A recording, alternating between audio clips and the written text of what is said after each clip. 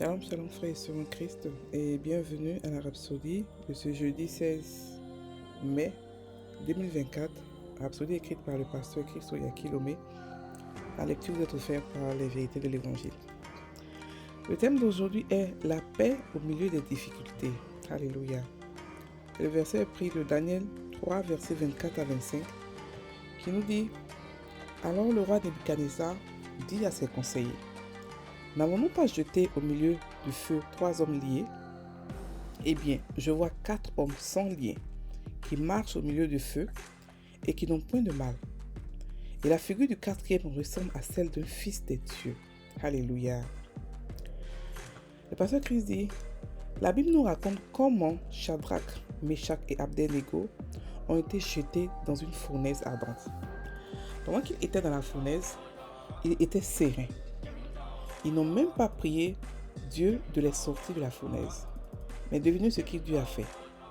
Au lieu de les sortir du feu, il les a rejoints en tant que quatrième homme dans le feu.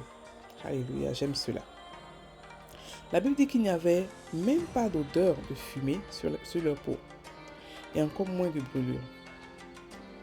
Dieu n'a pas besoin de vous faire sortir du feu.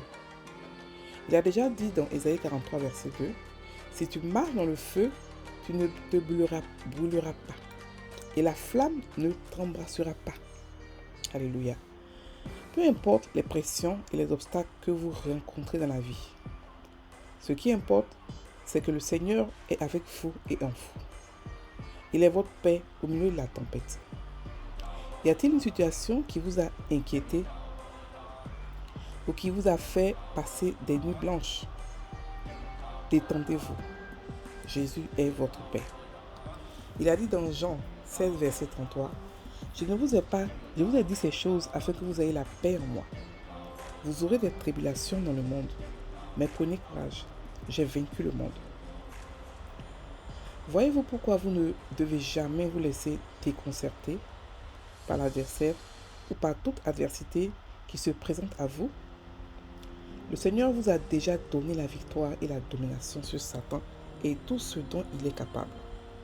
1 Jean 4, verset 4 nous dit, vous, petits enfants, vous êtes de Dieu et vous les avez vaincus, parce que celui qui est en vous est plus grand que celui qui est dans le monde. Alléluia. Gardez toujours à l'esprit que le plus grand vit en vous. C'est pourquoi rien ne peut vous blesser ou vous limiter. Chassez la peur de votre vie en remplissant votre cœur de la parole de Dieu. Dès maintenant, déclarez, Père, je te remercie car tu vis en moi et tu es avec moi.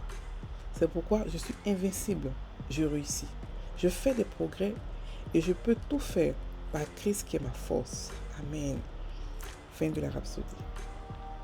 Alors, le pasteur nous explique quelque chose de vraiment simple.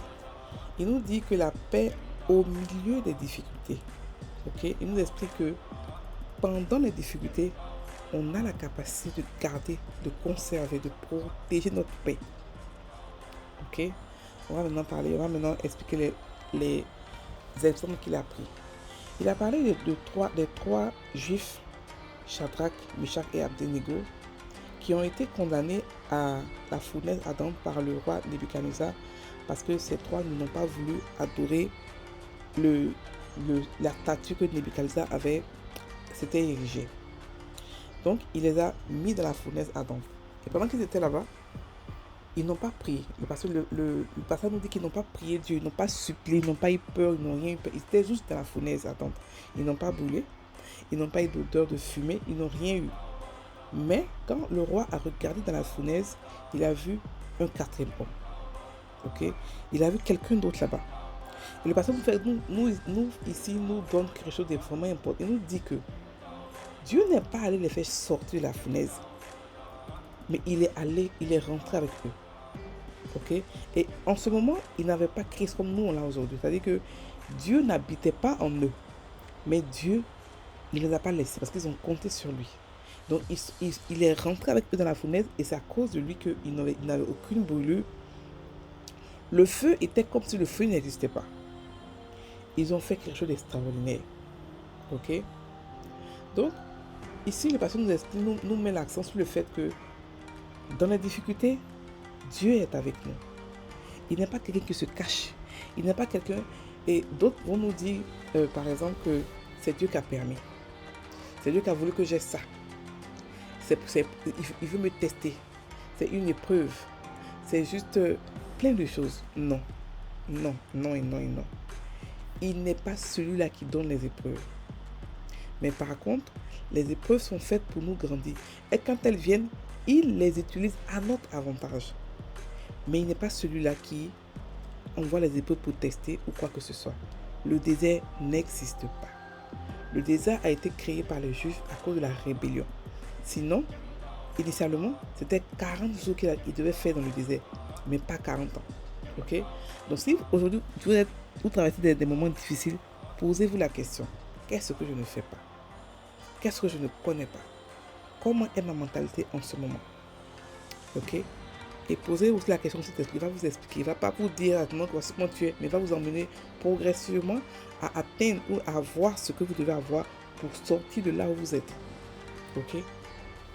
Donc, le pasteur ici nous explique que, je reviens encore sur ces trois jeunes-là, ils n'avaient aucune odeur de fumée sur la peau, pas de brûlure. Ok? Pas de brûlure. Et il a rappelé que Ésaïe 43, verset 2 a dit quelque chose de très important. Il a dit, si tu marches dans le feu, tu ne te brûleras pas. Et la flamme ne t'embrassera pas. Donc tu comprends qu'il veut dire ici que, quelles que soient les circonstances, tu es épargné. Mais il n'a pas dit que si tu marches dans le feu, je vais t'enlever. Non. Il a dit que tu ne te brûleras pas. Pourquoi? Parce que je serai avec toi. Parce que le feu ne sera pas le feu pour toi. Le feu sera changé, transformé, parce que je serai avec toi. Maintenant, nous qui avons Christ, qui habitons en nous constamment, nous qui n'étions pas comme ces trois jeunes-là, nous qui n'avons pas appelé Jésus tous les jours dans notre vie ou appelé le Saint-Esprit tous les jours dans notre vie, si eux, ils ont pu le faire, ça veut dire que nous, on peut le faire encore mieux. Parce que nous, Dieu habite en nous dans toute sa plénitude. Ok? Il habite, on est sa maison, on est son temple, on est son habitation, on est son église. Donc on est encore plus protégé, on est encore plus aimé que ceux d'avant.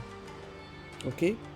Donc si eux, ils n'ont pas eu peur de rentrer dans la fenêtre, ils savaient que Dieu allait les sauver. Donc comment est-ce que nous, on peut avoir peur avec le Saint-Esprit que nous avons, avec sa parole que nous sommes, avec le nom de Jésus que nous avons, avec sa foi, avec sa sagesse, avec tout ce qu'on a reçu comme grâce. On a été pourri, gâtés, on a été tellement graciés. Donc pour nous, il n'y a pas de raison d'avoir peur. Parce que eux, ils étaient seulement conscients de la puissance de Dieu. Ils n'étaient pas conscients de cet esprit. Ils ne savaient rien de rien. Mais nous, on sait, on même connaît notre adversaire. On sait qui est en face de nous et on sait comment le détruire. Comment détruire ses œuvres. Comment anticiper ses œuvres. Comment l'humilier. On le sait. Ok, on a cette information-là. Ce que les trois jeunes ne l'avaient pas. On a aussi le fait que Dieu habite en nous pleinement, dans toute sa plénitude. Ça voudrait dire que la paix est venue habiter en nous. La sérénité est venue habiter en nous. L'approvisionnement est venu habiter en nous. Donc il n'y a pas de raison pour qu'on puisse paniquer. C'est vrai que souvent quand les situations arrivent, a priori on peut paniquer. Mais après calmez-vous et puis regardez. Qu'est-ce que vous avez fait? Qu'est-ce que vous allez faire pour pouvoir rendre gloire à Dieu? Comment votre paix va revenir tranquillement? Et ce n'est pas quelque chose que vous allez prier. Non, la paix va revenir tranquillement parce que vous êtes dans la parole ou en esprit. C'est pour ça que la Bible nous demande de nous enivrer de l'esprit, d'être complètement rempli de lui pour vivre une vie si naturelle. Mais si on ne l'est pas, on va être intimidé par les peurs, par les choses que Satan nous envoie. Parce qu'il nous envoie tous les jours, il nous bombarde par la télévision, par l'internet, par plein de choses. Il nous bombarde afin qu'on puisse se soumettre à lui. Mais avec la parole de Dieu, on n'a pas besoin de le faire. Surtout parce qu'on a été déjà libéré de lui et on a eu un pouvoir au-dessus du sien. Il faut le préciser. On n'a pas seulement reçu l'information comme Satan existait. On a reçu aussi le pouvoir de pouvoir le neutraliser, l'humilier, ok, et le chasser. C'est pour cela que on a un privilège inouï, ok. Donc le pasteur nous dit que peu importe les obstacles que nous traversons, nous devons savoir que Dieu est avec nous et en nous. Donc nous, on le transporte deux fois. Il est avec nous et il est en nous. Donc il n'y a pas de raison qu'on ne puisse pas être protégé. Dieu protège son esprit. C'est-à-dire que quand il dépose en toi quelque chose ou dépose en toi son esprit, sache qu'il sera là-bas pour le protéger, pour le surveiller. Ok? Et c'est ce qu'il fait. Donc, le verset nous dit qu'il n'y a pas de raison d'avoir des nuits blanches, de s'inquiéter, de pleurer. Il n'y a pas de raison à cela. Parce qu'on est tout le temps au contrôle de la situation. Et on peut l'être par la conscience de qui nous sommes. Ok? Donc, le pasteur maintenant nous dit que Jean 16, verset 33 nous dit: je vous ai dit ces choses afin que vous ayez la paix en moi. Vous aurez des tribulations dans le monde, mais prenez courage, j'ai vaincu le monde. Ok? Donc il leur dit que vous aurez des tribulations, mais moi j'ai vaincu le monde. C'est pour nous dire que les tribulations que vous aurez, ça ne vient pas de moi. Ok? Ça ne vient pas de moi. Mais par contre, moi, ce que je fais pour vous, j'ai vaincu le monde afin que vous puissiez garder cette victoire-là et la prévaloir quand il se doit, où vous voulez, quand vous voulez. Ok? Donc, il nous demande de ne pas nous laisser déconcerter, de ne pas nous laisser distraire par les manigances de l'ennemi, mais de rester concentré et de continuer à dominer, de continuer à marcher dans la victoire de Jésus et de continuer à le chasser. Ok? Alléluia. Maintenant, 1 Jean 4, verset 4, parce que le pasteur nous dit que petit enfant, vous êtes de Dieu et vous les avez vaincus. Parce que celui qui est en vous est plus grand que celui qui est dans le monde. Donc ici, c'est pour nous dire que, c'est pour encore nous rappeler qu'on a Dieu qui habite en nous pleinement. Et il est plus grand que l'esprit du monde. C'est-à-dire qu'il est plus grand que l'esprit qui vous effraie, qui essaie de vous intimider, qui essaie de vous faire croire que le monde lui appartient, alors que c'est nous les vrais propriétaires de ce monde. C'est à nous. Ok? Donc, normalement, plus rien ne peut nous blesser ou nous limiter. Nous avons le pouvoir de chasser Satan. Parce que celui qui est en nous, il faut qu'on ait ça en conscience. Celui qui est en nous est plus grand que l'esprit du monde. L'esprit de Satan et de tout ce qu'il fait. Les esprits ténébreux. On a reçu un esprit et un pouvoir plus grand que celui de Satan. On n'a pas besoin d'avoir peur. Beaucoup de chrétiens ont peur parce qu'ils ne connaissent pas leur identité. Et cela se fait par la méditation de la parole, par l'étude de la parole, par l'intimité de la parole et puis le Saint-Esprit. C'est comme ça qu'on découvre qui on est. C'est comme ça qu'on découvre ce qu'on a reçu, C'est comme ça qu'on découvre la puissance du nom de Jésus. C'est comme ça qu'on découvre ce qu'on a reçu comme nature. On n'a pas reçu la nature d'esclave où le diable peut nous manipuler quand il veut nous intimider. On a reçu la nature de roi, d'enfant légitime de Dieu. Ok? Donc on a le pouvoir de chasser la peur de notre vie et de nous remplir de la parole de Dieu. Parce que c'est notre remède. Pouvoir chasser toutes sortes de peurs. Ok? Donc le pasteur nous incite à faire une prière qui dit: Père, je te remercie car tu vis en moi et tu es avec moi. C'est pourquoi je suis invincible, je réussis. Je fais des progrès et je peux tout faire par Christ qui est ma force. Amen. Alléluia. Frères et sœurs en Christ. On va prendre la confession. Les adversités, les pressions et les difficultés de la vie ne sont pas un facteur pour moi.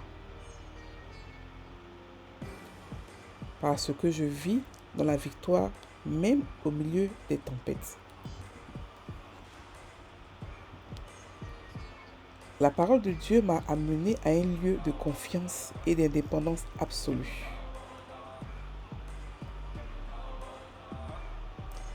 Où rien dans ce monde ne peut déterminer ce qui m'arrive.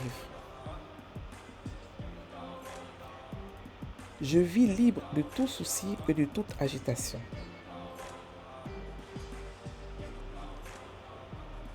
De toute tension et de toute détresse. De toute confusion, parce que Christ, c'est tout pour moi. Gloire à Dieu. Frères et sœurs en Christ, passez une bonne journée. Soyez bénis.